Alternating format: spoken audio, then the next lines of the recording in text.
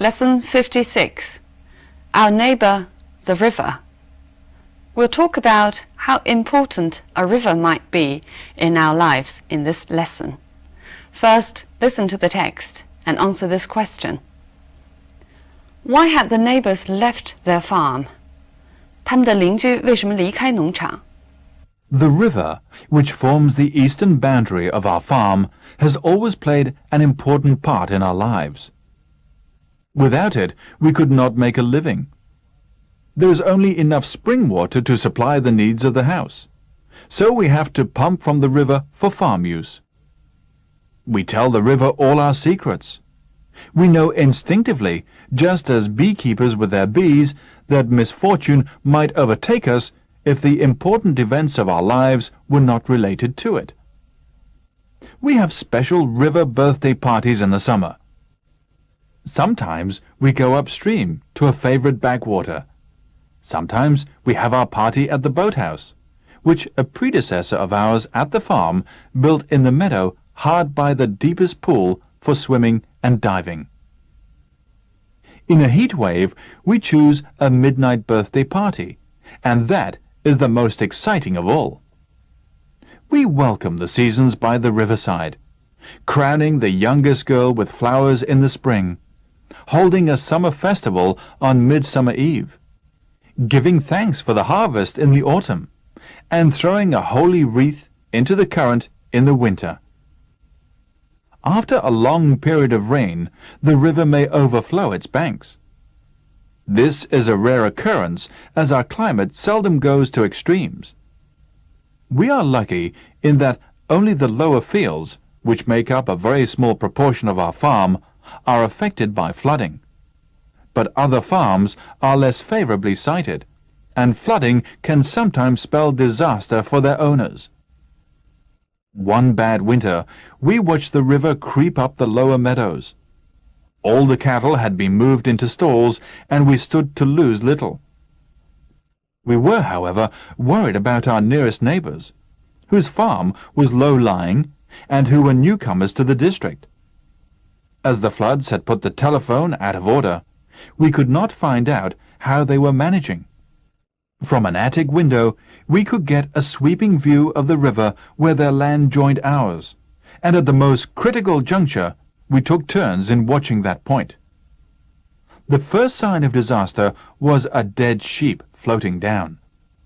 Next came a horse, swimming bravely, but we were afraid that the strength of the current would prevent its landing anywhere before it became exhausted. Suddenly, a raft appeared, looking rather like Noah's Ark, carrying the whole family, a few hens, the dogs, a cat, and a bird in a cage. We realized that they must have become unduly frightened by the rising flood, for their house, which had sound foundations, would have stood stoutly even if it had been almost submerged. The men of our family waded down through our flooded meadows with boat hooks, in the hope of being able to grapple a corner of the raft and pull it out of the current towards our bank. We still think it a miracle that they were able to do so. So why had the neighbors left their farm? They had left their farm because they were afraid that their house would be flooded. But the author actually tells us that they needn't be so afraid. They had tried all their best in order to help their neighbors. This text actually not only tells us about their human neighbor, but more importantly, about their common natural neighbor, the river, just as the title goes. The first paragraph explains its significance to our lives, and the second paragraph tells us about all the festivities they have about the river. But the experience in the flood makes us know that they treated their human neighbors with no less warmth. Okay, now we'll look at some language points. The river which forms the eastern boundary of our farm. Boundary refers to an imaginary line making the edge or limit. 就是假想的界限。For example, we crossed the national boundary at midnight. National boundary, 国界线. The boundary between Europe and Asia. 欧洲和亚洲的界限。在一个界限之内 we use the preposition within. For example, within the city boundary. When boundary is used in plural form, it means the limits of a subject. For example, the boundaries of human knowledge, 人类知识的界限. The boundaries of history and storytelling are always being blurred. 是指历史和讲故事之间的界限，界限变得模糊，动词通常用 blur. The misfortune might overtake us. Overtake means happen to somebody, especially suddenly and unexpectedly. For example, the family was overtaken by tragedy 5 years ago, and they still have not recovered, which means tragedy happened to the family 5 years ago. Overtake can also mean surpass or to go past, 超过. Always check in your rear view mirror before you overtake. 超车前一定要检查后视镜. If the important events of our lives were not related to it. Here relate means tell. If we didn't tell the river about the important events, then misfortune might happen to us. I'll give you another example. In this novel, the author relates the life story of a tramp, which means the author tells about the life story of a tramp. Notice relate is more formal and literary than tell. Which a predecessor of ours at the farm built in the meadow. A predecessor of somebody means somebody who did the job before. In this text, it refers to somebody who lived there before. If it is the predecessor of something or some machine, it means the former, 前身. I'll give you 2 examples. Unlike his predecessor, the present director takes a very practical approach. His predecessor, 他的前任. The latest model of the car is not only faster than its predecessors, but also more comfortable. 这个车型的前身. In the middle, hard by the deepest pool. Hard by is a fixed expression, meaning very near. For example, the house where he lived as a child is hard by the palace, is very close by the palace.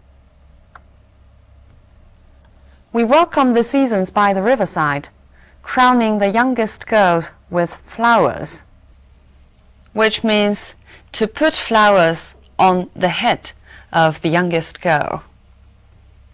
So crown, when being used as a verb, means to wear something at the top of the head. Crown 做名词的时候，我们知道是王冠。If being used as a verb, its basic meaning is to put a crown at somebody's head. For example, Queen Elizabeth II was crowned in 1953. 伊丽莎白女王二世是1953年加冕的。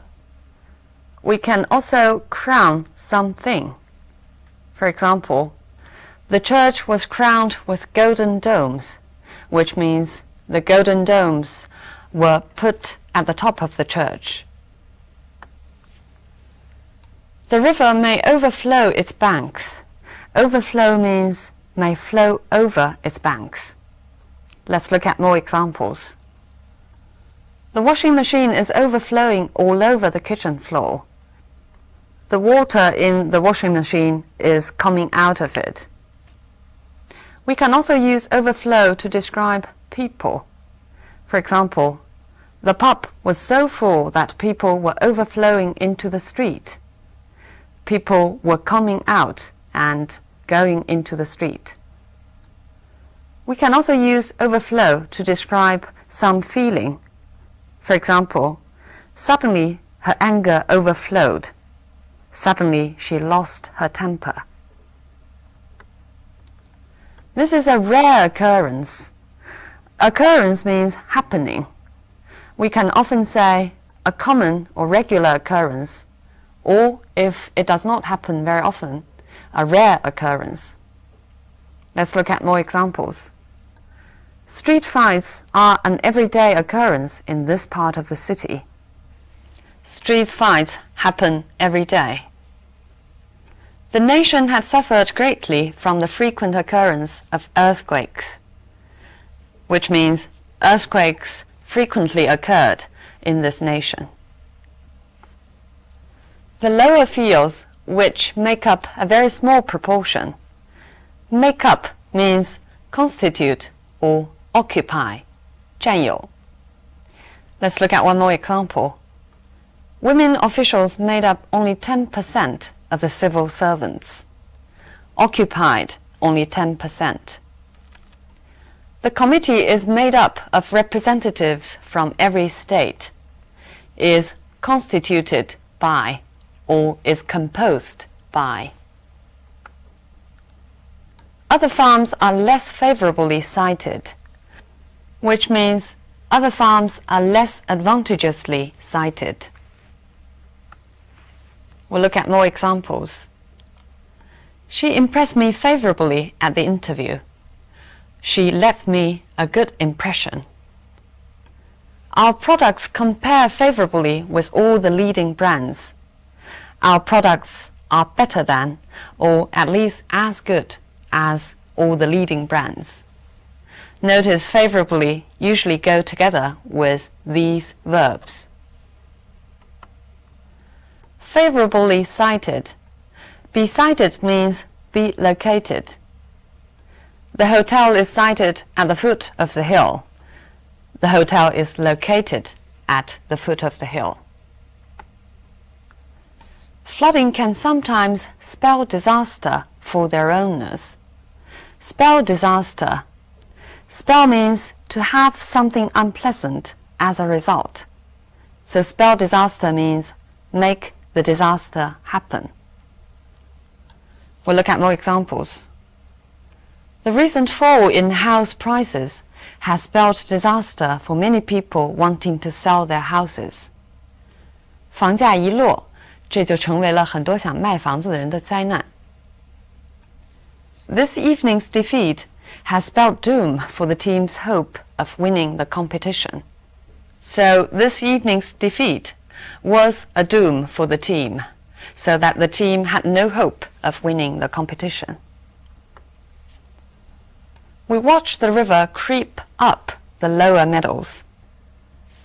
So here, creep up means run slowly to the lower meadows. The basic meaning of creep up is to go up slowly, 慢慢地爬上去. For example, you will see ivy creeping up the walls of the building in springtime. 常春藤爬在墙上. Over the last year, the rate of inflation has crept up to almost 7%. Creep up, if used figuratively, means to increase very slowly. 去年通货膨胀率渐渐地涨到7%。We stood to lose little. Stand here means be or get into a state or situation. So we stood to lose little means we lost little, or we didn't lose much. I'll give you more examples. Our company stands to lose a lot of money if the deal is unsuccessful. Our company will lose a lot of money. We stand to gain, or we stand to win a lot if our plans get approved. 我们的计划要是得到批准, we will gain a lot. Whose farm was low-lying? Low-lying means low in altitude, 低洼的. For example, we can say low-lying land or low-lying hills. 低洼地,和低低的丘陵。Look at this example. People living in low-lying areas were evacuated because of the floods. 住在低洼地区的人们被命令迁走。The floods had put the telephone out of order. The floods had made the telephone stop working.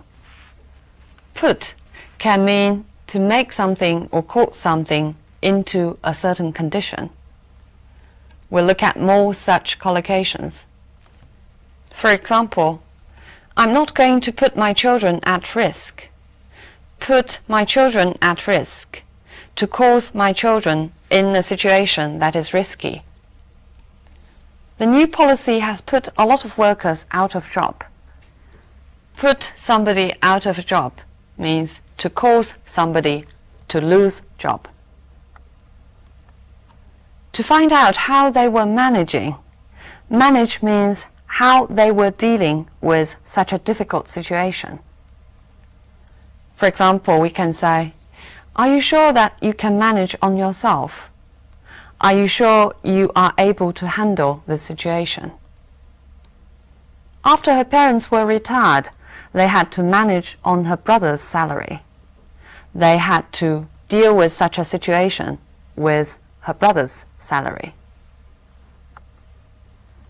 We could get a sweeping view of the river. 扫视. Sweeping here means all-inclusive or a large-scale view. We'll look at more examples to see the meaning of sweeping. Before he started, the speaker gave the crowd a sweeping glance. A sweeping glance, 扫视.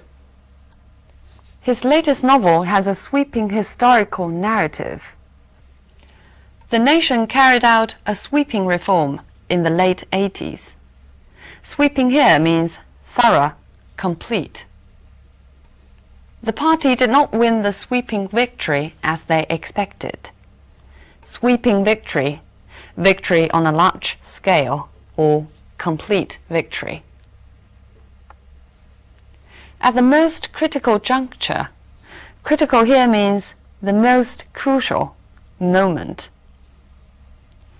For example, the experiment is at a crucial point. We'll know the result in an hour. 是在最紧要的关头。Your support is critical to our project. 对什么事情关键？用介词 to. In these two examples, critical has other meanings. This is a critical essay on modern paintings. 评论性的文章。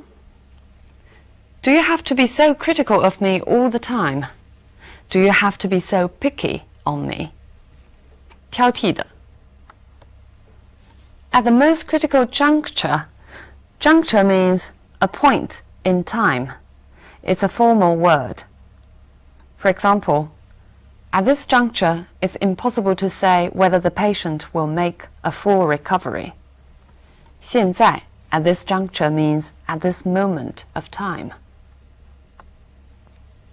We took turns in watching that point.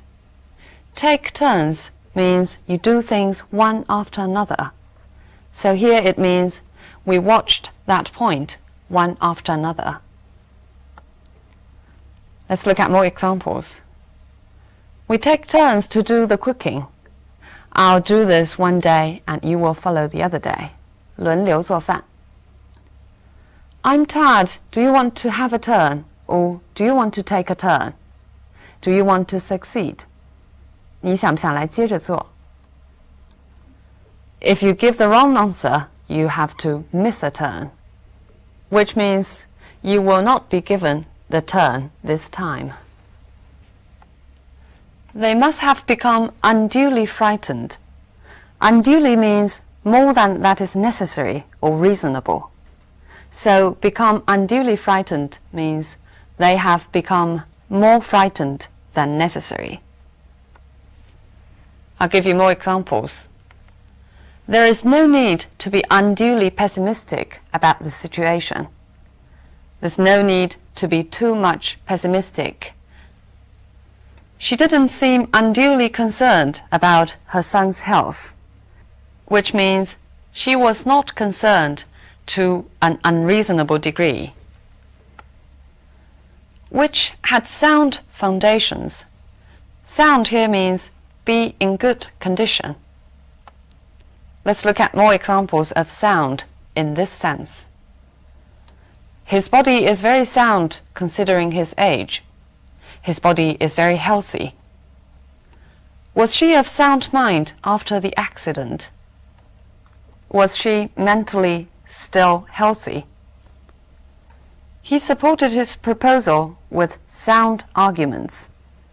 Sound arguments means well-grounded arguments, well-made arguments. Are you a sound sleeper? A sound sleeper, 睡觉沉的人. We have mentioned before how adverbs can actually serve the function of a clause. This text has more examples. Other farms are less favorably cited. So the adverb favorably actually gives us a very important information, which is about the less advantageous position of the other farms. They must have become unduly frightened. The adverb unduly tells us that their fear was groundless. They were actually secure. Would have stood stoutly. Stoutly tells us about the solid foundation of their house, which is the objective fact that is also essential to the story.